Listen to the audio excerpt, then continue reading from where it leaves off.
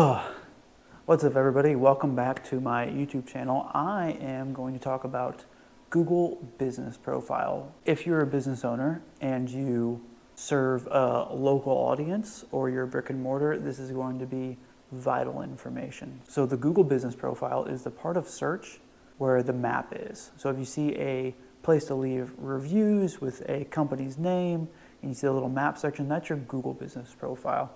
If you're watching this before March 2024, if you have a Google business website, that is going to be kaput. So if you have a Google business website and you don't have a real website, you should go get one of those ASAP because that website is going away. I also build websites. I'm saying that because I care about your business, and when you lose that website resource, that can kind of be a pain. So with that being said, if you are a home service business, or again, a brick and mortar, a store, anybody who either serves people in their local area or has products that they serve locally, like a restaurant or a shop, you really want to focus on your Google Business Profile, because I'm taking this number off the top of my head, but it's in between 80 to 90% of all search goes through Google. Most of that search that turns into a conversion converts on the Google Business Profile. So if you don't have a Google Business Profile yet, please go get one. It's super easy. It takes like 10 or 15 minutes. I actually have a free strategy guide on how to do that. It's really easy to follow. It literally takes less than 10 minutes to do. So if you don't have one and you own a business, go do that immediately. I'll put that strategy guide in the link, in the description link, so you have it, which is really important. But the next step of this is ranking your Google Business Profile. So just because you have one doesn't mean you get seen, right?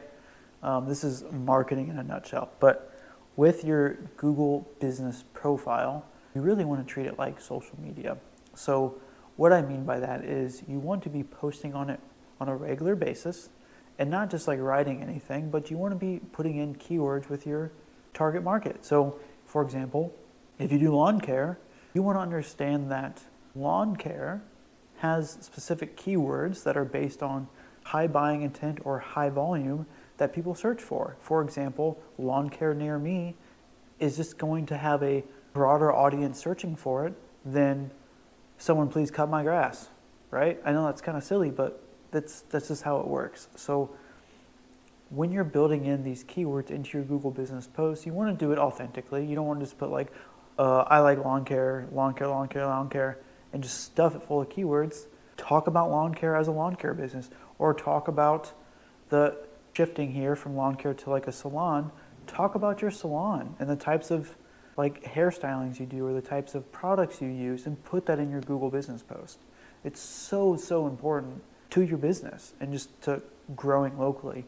Now, if you're in a smaller rural area, then you should still stay active, but it's because it's location based. If you don't have as many data points, for example, a place of like 2,000 people versus a place of like 300,000 people, there's a lot more data points and a lot more little niche locations like zip codes that you would have to rank in the more populated areas. However, if you're in a small town, this stuff still applies. And if you're using your Google Business and you're not funneling your reviews to your Google Business page, you're not posting on your Google Business page, you are not utilizing your resources and your time effectively. So how this works is you log into your Google Business page that you've already set up, okay?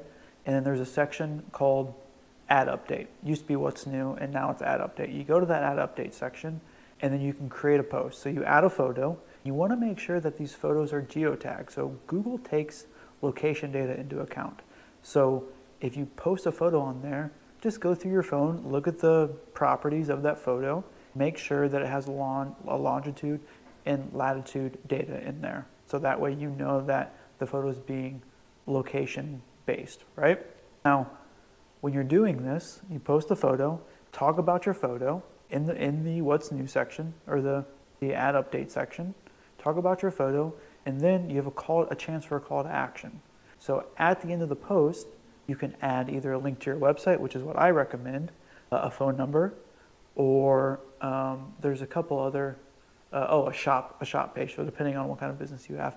And when you go in there and you do these things, you essentially, over time, you show Google that one, you are serving a client in your local market. That's what the location data is for. Then you also show Google that you're active. That's why you're posting. You show Google that you know what you're talking about in your target market, or in regards to your target market being your keywords, and then your call to action, which I say do this to the website, because if you have a website and you will link your Google business page to your website, you're creating some minor trust there in search engine optimization, or SEO, for your business. And this works across the board. It doesn't matter if you're a realtor, or you do hair, or you're a lawn care company, or you're a restaurant. This works across the board. Now, how long it takes you to get to the top of your rankings with Google has a lot of factors. So generally, if you're very active and you're posting this every day, you're posting every day, then you can expect in a competitive environment to be ranked on the second or third month, as long as all these criteria are being met. Now, that does vary because it varies on location, but also Google has these things called core algorithm updates, and they are a nightmare for marketers. But essentially, Google decides with these core algorithm updates how the algorithm reads data on search engines. And essentially, overnight, you can have a flip in the rankings, meaning you could be at the very bottom and you could do none of these things right, and you get flipped up to the top. Now that sounds terrible. I'm like, why would I even want to do this if Google's just going to tank my rankings again in a couple of months? Well, I'll tell you why. Because when you do this, even though this person who didn't do anything gets flipped to the top, they don't stay there. Google readjusts in a couple of weeks and it puts things back the way they need to go. But when they put things back the way they need to go, they don't always do it in the way that the algorithm was previously. But if you're staying consistent with these updates and you're posting on Google in a fashion that will breed, but if you stay consistent with these updates, you will net more results than people who are not doing this. And that's just Google Business. That's one marketing avenue. And so Google Business is the best, or one of the best, free strategies that you can go do right now that takes you 15 minutes to set up, and it takes you less than maybe 15 to 20 minutes a day to post if you do it daily. If you have a Google Business page, you're not actively using it, this is your sign.